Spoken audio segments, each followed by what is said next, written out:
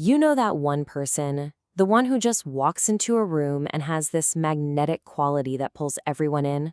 We call it charisma, right? And we usually think of it as some kind of magical gift. But what if it's not magic at all? What if it's a science?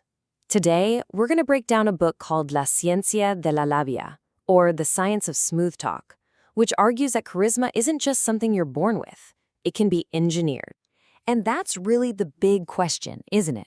Was your charisma level just handed to you at birth, or is it a skill, something you can actually build and improve?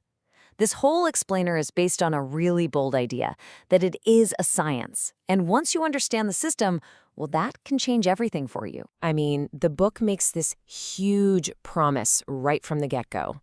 Whoever reads this book will have access to the greatest power of the modern world, the mastery of the word. Just think about that for a second. This isn't just about giving a good speech.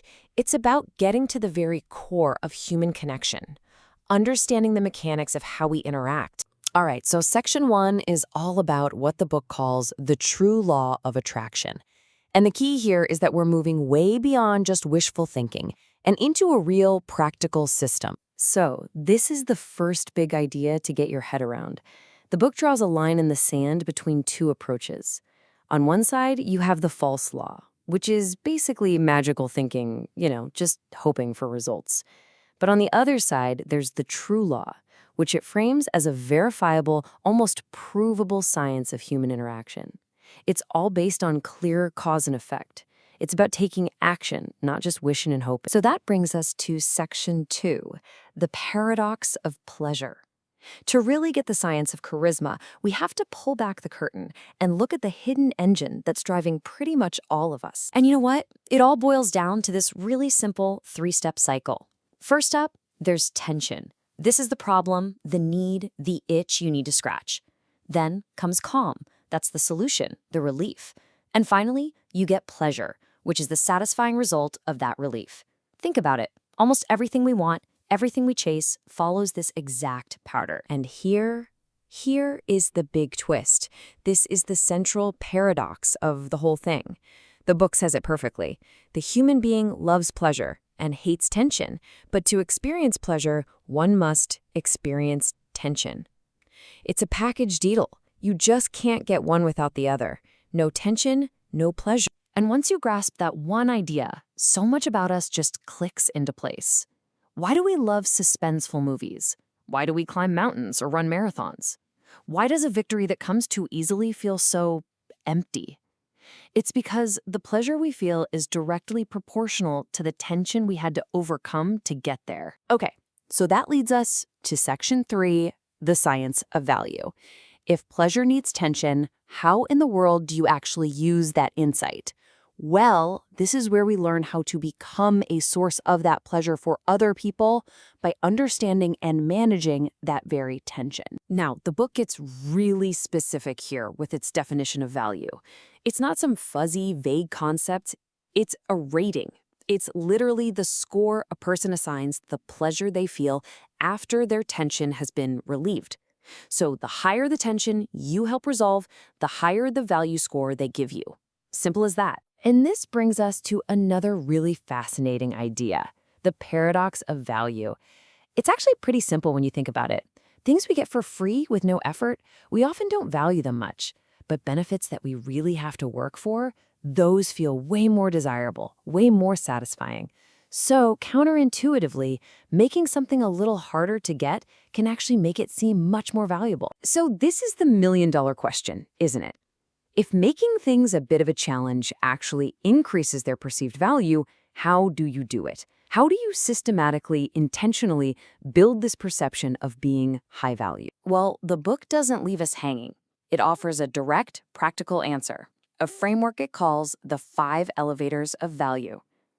Think of these as 5 specific levers you can pull to make anything, an idea, a product, or even yourself, instantly more attractive and valuable. Let's just run through them real quick. Number 1, demand. Basically social proof. Everybody wants it. 2, functionality. It just plain works. 3, scarcity. It's rare, it's a limited supply. 4, selectivity. It has high standards, not just anyone can get it. And 5, sanctity. It's treated as something special, respected, almost sacred. If you can activate these, you elevate value. Now, trying to remember 5 abstract ideas is, well, it's tough. So the book gives us this brilliant little trick to make it stick. It says the key to understanding all of this value stuff is right there in the palm of your hand. Okay, this is so clever. Check it out. Each finger represents one of the elevators. Your thumb, right? It's your most useful, functional digit. That's functionality. Your index finger, the one you use to point and choose, that's selectivity.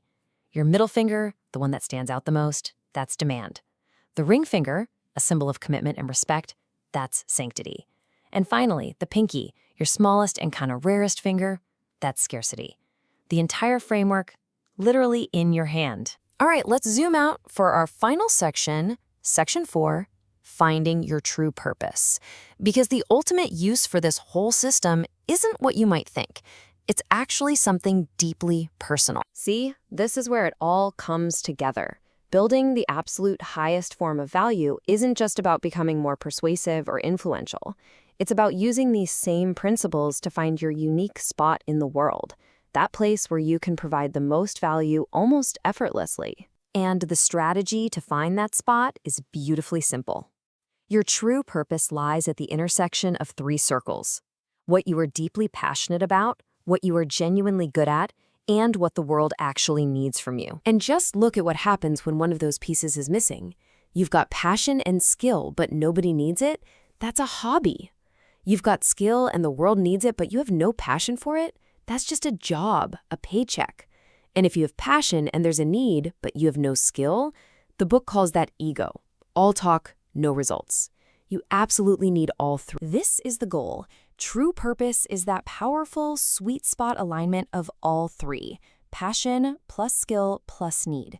When you find that intersection, creating incredible value stops feeling like work, and it just starts feeling like, well, like who you are. So here's the ultimate takeaway from all this. This system, this science, it isn't just some tool for manipulation or for getting people to like you. It's a framework for building a life that isn't just attractive to the outside world, but one that is deeply and authentically attractive to you. So that leaves us with one final thought. The formula is laid out for you. Tension, calm, pleasure. The elevators are there to build value. The map to your purpose is literally in your hands. Now that you know the formula, what value are you going to build?